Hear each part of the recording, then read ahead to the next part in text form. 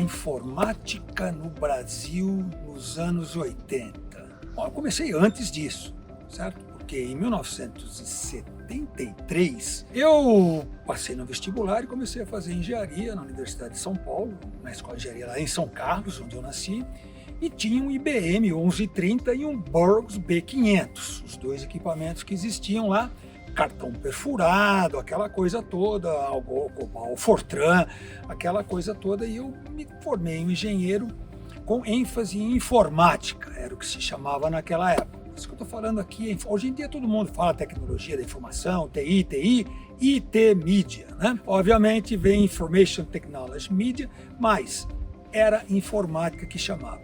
Na década de 80, eu posso contar uma longa história, uma média história, ou tentar resumir ao máximo.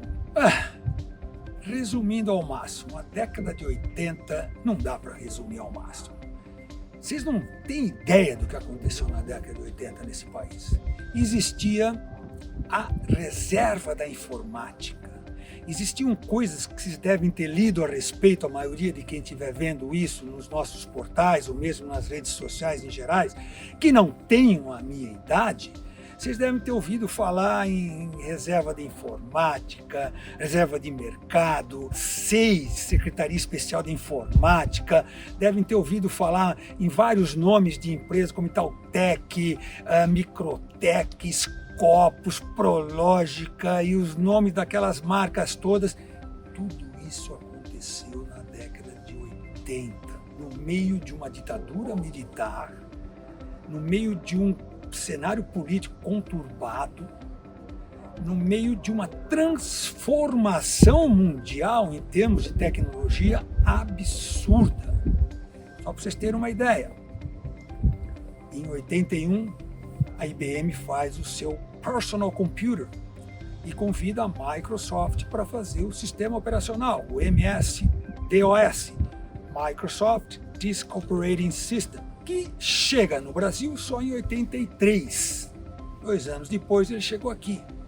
E eu, naquela época, estava saindo da fábrica da Sandoz, onde trabalhava-se ainda com mainframes da IBM, para ir para o departamento de sistemas da Sandoz, ser o que se chamava naquela época de gerente de CPD.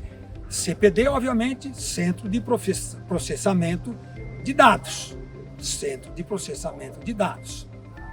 Tinha um mainframe, todo fechado, vidro à prova de bala, etc, aquela proteção toda, senhas para entrar, para sair. E eu fui lá para fazer acontecer a microinformática, era assim que se chamava, com os PCs. Fui lá para introduzir o processamento da informática, sair da mão só daquele departamento de sistemas, né, que tinha aqueles caras cabeludão, com aquelas bolsas grandes, bem diferente do que são os nossos developers hoje, né? E passar o processamento para o usuário, dar poder ao usuário. Usuário significa o quê? Cara que, como todos nós, sentamos hoje no nosso PC, no nosso Mac, no nosso smartphone e processamos um monte de informação.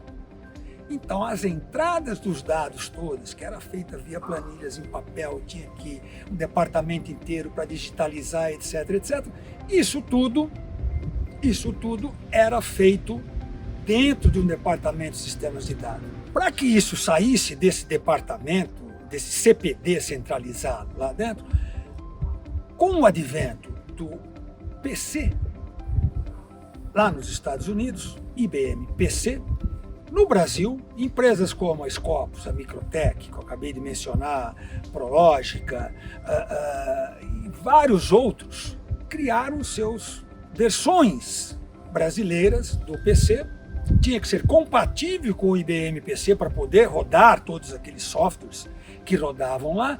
E aí o usuário, ou seja, todos os departamentos de uma grande empresa, sejam eles não só aqueles de back-office, contabilidade, financeiro, RH, etc, mas também turma toda do comercial podia estar com PC na mão, não podia não, naquela época era um desktop, para poder processar os seus próprios dados, e daí é que começou a evoluir para vários outros tipos de PC, inclusive com empresas brasileiras fazendo PCs já todo integrar. A década de 80 foi muito. A década de 80 foi algo assim, totalmente fora da curva, como engenheiro, como eu diria, em termos da evolução da informática nesse país.